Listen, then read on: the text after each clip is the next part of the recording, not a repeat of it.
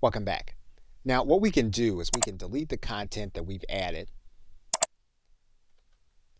and then Canva gives us access to other forms of content.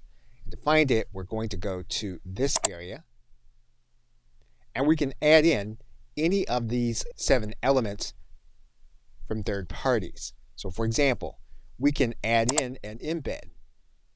So if we have in the embed code from any of these services, we can embed something into this area. We can add in a TED Talk. And what we're going to do here is we're going to add in the TED Talk link here in this area. And we'll then click Add to Design. And you'll see then that our TED Talk is then added.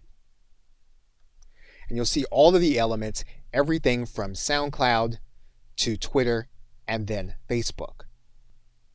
And you'll see here that we have links where we can add in our emojis. We can add in specific Facebook photos. We can add in specific Instagram photos, or even photos from our Dropbox. We can add in YouTube videos as well as sites from Jiffy. And so what you have here is you have an extra element that you can use in order to add in content in order to customize your design.